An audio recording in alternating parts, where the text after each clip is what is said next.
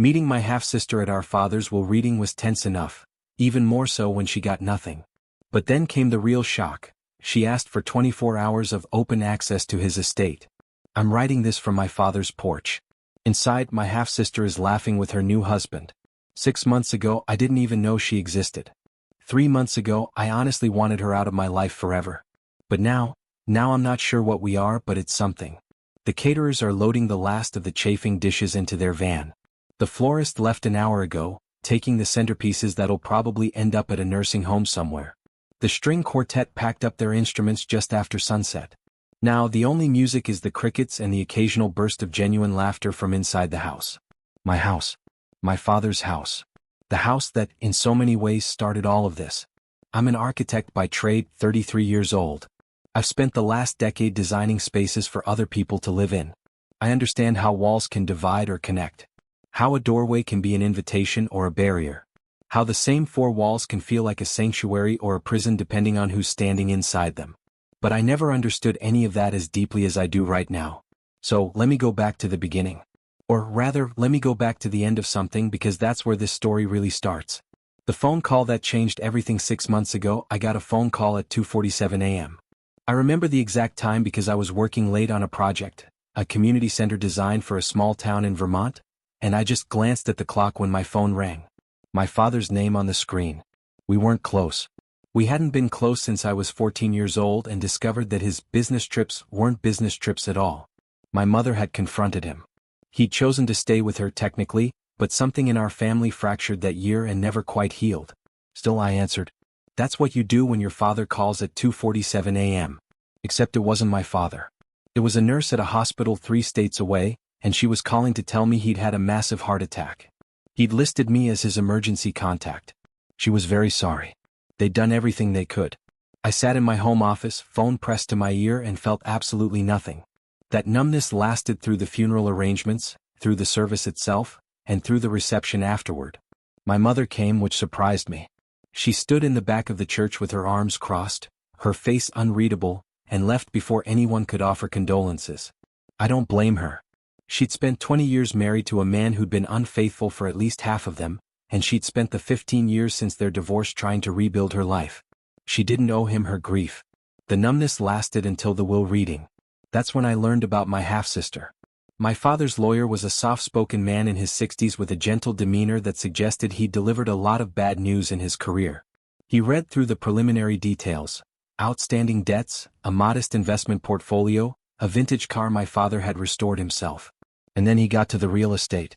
The property at 147 Lakeview Drive, he said, valued at approximately $1.2 million, including the residence, the surrounding 4 acres and all contents therein, is bequeathed in its entirety to. He said my name. I nodded. I'd expected that. The lake house was the only thing my father truly loved, the only thing he'd maintained with consistent devotion throughout his life. He'd bought it before I was born, renovated it himself over the decades, and spent every spare moment there. When my parents divorced, my mother wanted nothing to do with it. She said it was haunted by too many lies. However, the lawyer continued, and his voice shifted slightly, taking on that careful tone people use when they're about to deliver the bad news. I should inform you that there is another party who was not included in the will, but who has been made aware of its contents. He looked toward the door. I turned. And there she was. She was 26 years old, though I didn't know that yet. She had our father's eyes, that particular shade of gray-blue that I'd inherited too. And she was standing in the doorway of the lawyer's office like she was afraid to come any closer, like she was afraid of me. This is your half-sister, the lawyer said. Your father's daughter from another relationship. She was born when you were 7 years old. She's here because. He paused, clearly uncomfortable. Because she wanted to be present for the reading. She hoped there might be something left to her. There wasn't. My father had left his other daughter absolutely nothing. The confrontation the next few minutes are a blur in my memory. But I distinctly remember her face when the lawyer confirmed what she'd already suspected. She'd known. Somehow she'd known that our father had written her out completely, and she'd come anyway. She'd driven 4 hours to sit in a lawyer's office and hear officially that the man who'd abandoned her as a child had abandoned her one final time in death. Was I angry at her or at our father? She didn't choose to be born any more than I did. But in that moment I was just angry. At everyone. How long? I asked her, my voice harsher than I intended. How long did you know about me? She flinched. Since I was 16. My mother told me. She thought I deserved to know I had a brother. And you never reached out? He asked me not to. Her voice was steady, but I could see her hands trembling. Our father, he said it would hurt your family. He said your mother couldn't handle knowing about me, about my mother. She stopped, swallowed. He said he'd make it up to me someday. He promised. The lawyer excused himself, muttering something about giving us privacy. The door clicked shut behind him. We stood there, two strangers with the same gray-blue eyes, in a room that smelled like old leather and broken promises. I'm not here to contest the will, she said finally. I know I don't have a legal claim. She took a breath. I just wanted to meet you. I've wanted to meet you my whole life. And I wanted to see if maybe there was something of him that could be mine too. Not the money. Not the house. Just something. I should have been kinder. I know that now. But I had just buried a father I'd barely known, inherited a house full of memories I wasn't sure I wanted, and discovered that my entire childhood had been built on a foundation of lies. So instead of being kind, I said, you're a stranger who showed up at a will reading hoping for scraps from a man who clearly didn't think you deserved anything. I don't know what you expected, but I can't give it to you. She left without another word. I drove to the lake house that night, alone. I stood on this very porch and I looked out at the water and I tried to figure out what kind of man my father had really been. I didn't like the answer. The pressure begins. 2 weeks later, she reached out again. She'd found my work email somehow, probably from my firm's website. She sent me a message that was so carefully worded, so obviously revised a dozen times before sending, that I could feel her anxiety through the screen. She wasn't asking for money. She wasn't contesting the will. She had just one request. I'm getting married in 4 months, she wrote. I've been engaged for a year and we've been looking at venues, but nothing feels right. The only place that ever felt like home to me was that lake house. Dad used to take me there when I was little before he stopped coming around. He taught me to fish on that dock. He told me stories about my grandfather building the original cabin. I know it's your house now and I know I have no right to ask, but could I please have my wedding there? Just one day. It's all I'm asking. Part of me wanted to say yes immediately. Another part wanted to burn the house down rather than share anything connected to him. I didn't respond, but other people did. My mother found out. I still don't know how. Maybe she'd kept in touch with someone from my father's circle. She called me in a fury I hadn't heard since the divorce. You're not actually considering this, she said. It wasn't a question. I haven't decided anything. She's the product of an affair. Her mother was the other woman. For years. Do you understand what that means? Do you understand what I went through? I did understand. I'd watched my mother shrink during those years.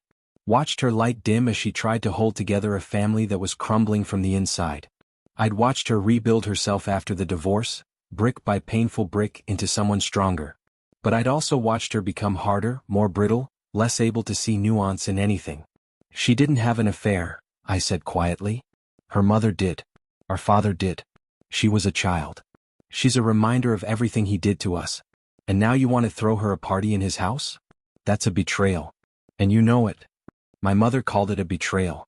Maybe she was right. But something about this felt different.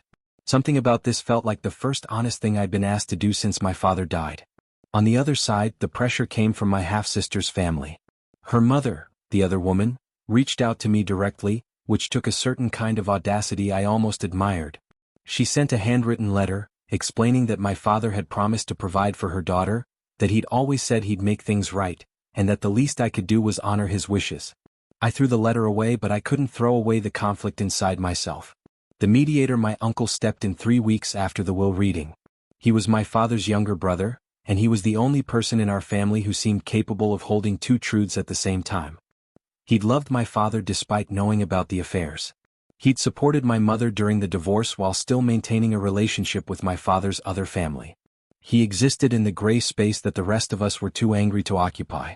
He drove up to the lake house on a Saturday morning, found me staring at the water, and sat down beside me without saying anything for a long time. Finally he spoke. Your father was a coward. I looked at him, startled. I'd expected him to defend my father, or at least to explain him. He loved your mother in his way, my uncle continued. And he loved that other woman too, also in his way. But he was too afraid to choose. Too afraid to be honest. Too afraid to face the consequences of his own decisions. So he just compartmentalized. He kept two families in separate boxes, told himself that as long as the boxes never touched, no one would get hurt. He shook his head. That's not love. That's cowardice. Then why should I do anything for her? I asked, a raw edge to my voice. Why should I give his other daughter anything when he clearly didn't think she deserved it? Because you're not him. My uncle turned to look at me directly. The question isn't what your father would have done. The question is what kind of man you want to be. Do you want to inherit his cowardice along with his house? Or do you want to be someone better? I didn't have an answer, but my uncle arranged a meeting anyway. We met at a diner halfway between the lake house and my half-sister's apartment, neutral ground. She brought her fiancé, a quiet man with kind eyes who watched her the way people watch something precious and fragile. I came alone. For the first hour we talked about nothing. The weather, local restaurants, safe, meaningless topics that filled the silence without addressing the elephant in the room. Then she said, I don't want to fight with you. I know you don't owe me anything, but can you at least understand why I asked? And somehow, sitting in that vinyl booth with a cup of cold coffee between my hands, I finally did understand. She told me about her childhood. About waiting for our father to show up for her birthday parties, only to get a phone call at the last minute saying he couldn't make it. About watching her friends' fathers attend their school plays while she scanned the audience and found only her mother's face. About the summer she turned 12, when our father took her to the lake house for a whole week, and she thought finally he was choosing her. And then he'd gotten a phone call from my mother and he'd driven her home a day early and he'd never taken her back. I spent my whole life trying to earn his attention, she said, her voice cracking. And I never got it. He was always running back to his real family. But that lake house, for 1 week I was his daughter there. Not his secret. Not his mistake. His daughter. Her fiancé reached over and took her hand. I know he didn't leave me anything in the will, she continued. And I understand why you're angry. But I'm not asking you to share your inheritance. I'm asking you to let me have one day. One single day. In a place where I once felt like I belonged to someone. I thought about all the times I'd resented my father. All the times I'd wished he were more present, more engaged, more honest. And I realized that at least I'd had him in my daily life. At least I'd had birthday parties where he actually showed up most of the time. At least I'd had school plays where his face was in the audience, even if his mind was elsewhere. She'd had almost nothing. And now she had literally nothing. I wasn't punishing her. I was punishing a ghost. And ghosts can't feel pain. Only the living can. The compromise we negotiated the terms over the following week. The wedding would happen at the lake house, but under specific conditions. She and her fiancé would handle all the logistics. The caterers, the florist, the rental company for chairs and tables. They would pay for everything and they would ensure that nothing in the house was damaged or altered. I would be present for the entire event.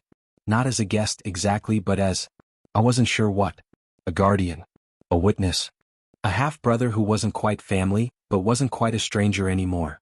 She agreed to everything immediately. There's one more thing, I said during our final planning meeting. I want to understand why you're marrying him. She blinked, caught off guard. Excuse me? Our father was a man who couldn't commit to anything except his own comfort. He juggled two families, made promises he never kept, and died, leaving a trail of broken relationships behind him. I need to know that you're not repeating his patterns. I need to know that you actually love this man, and that you're not just performing something because you think it's what you're supposed to do. It was a rude question, an invasive question, but I asked it anyway, because I was starting to care about the answer. Her fiancé spoke before she could. I know about her father, he said, his voice steady. I know what she went through. And I've spent 3 years showing her what commitment actually looks like. I'm not him. I won't be him. She's the only family I want. And I'll spend my life proving that. Something in my chest loosened. Not all the way. There was still too much confusion, too much residual anger. But enough. Okay, I said.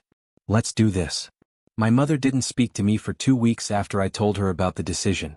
She finally broke her silence with a text message that simply said, I hope you know what you're doing. I didn't. But I was doing it anyway. The wedding day itself was everything I expected and nothing I expected all at the same time.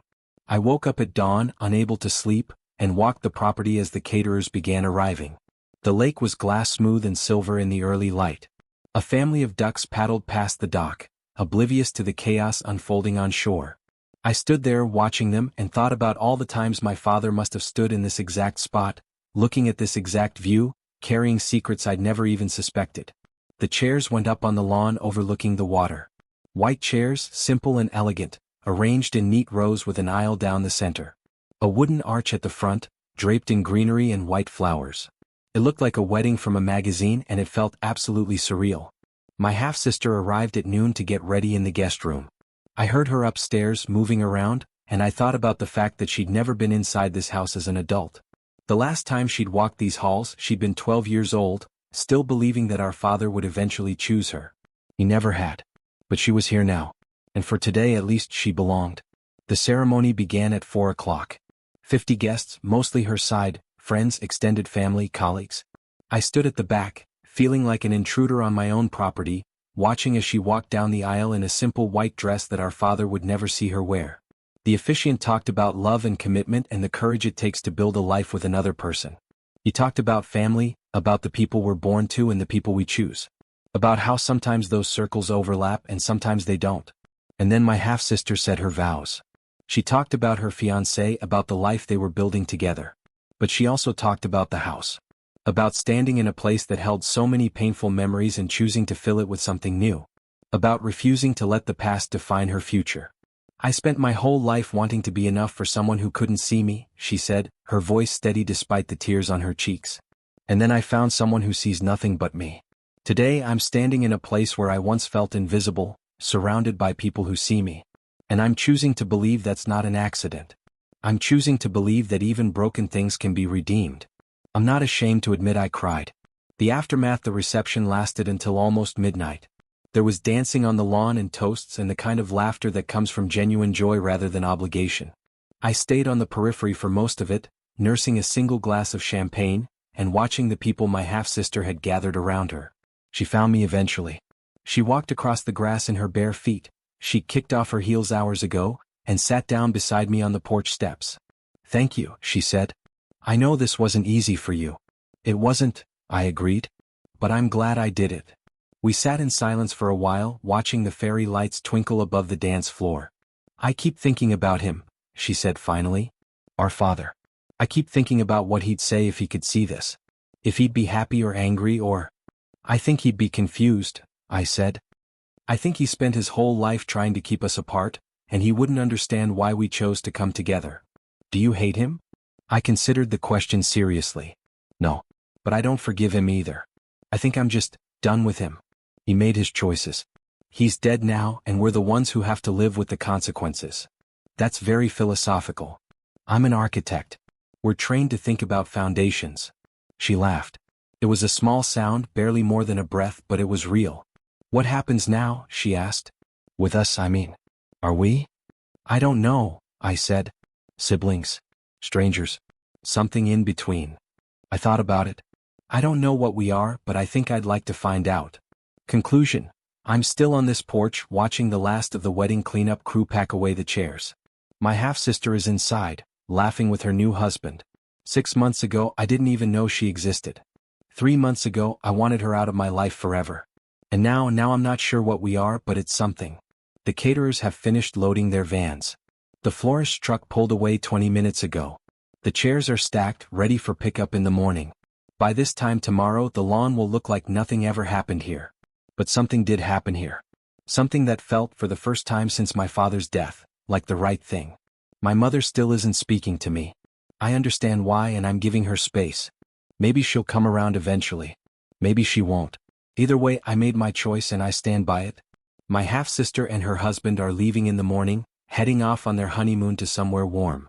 She hugged me before going inside, and it was awkward and stiff, nothing like how siblings are supposed to hug. But it was real. "Can I come back?" she asked, pulling away. "Not to stay, just to visit. To see the water. To remember." "Yeah," I said. "You can come back." I don't know what family means anymore. I thought I understood it. Mother, father, child, the nuclear unit that defines so much of how we see the world. But my father blew up that definition a long time ago, and I'm only now starting to rebuild it. Maybe family isn't about blood. Maybe it isn't about wills and inheritances and who gets the house. Maybe it's about the choices we make day after day to show up for each other, even when it's hard. Even when it hurts. Even when it would be easier to build walls instead of bridges. I'm an architect. I know how to build things. I know how to lay foundations and raise walls and create spaces where people can live their lives. But I'm only just learning how to build something that matters, something that lasts, something that can't be inherited or willed or divided up by lawyers. Something like connection. My half-sister steps out onto the porch again, her husband's arm around her waist. She's still in her wedding dress, but she's taken down her hair, and she looks younger than she did this morning. Younger and lighter. Like something heavy has finally been set down. We're heading to bed, she says. Thank you again for everything. You're welcome. She hesitates. You know, he talked about you sometimes. Our father. He'd tell me stories about teaching you to fish, about watching you grow up. I used to be so jealous. I thought you had everything I wanted. She shrugs. And now I think we both just had different halves of a man who didn't know how to be whole. She goes inside.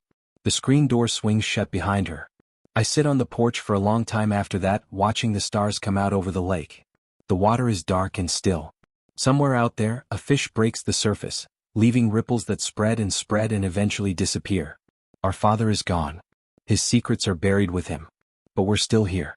Two strangers with the same gray-blue eyes, trying to figure out what we owe each other. I don't have all the answers yet, but I have a house with room enough for more than one person's memories. I have a half-sister who asked for one day and got it. I have a foundation that might, with enough time and care, hold something new. It's not much, but it's a start.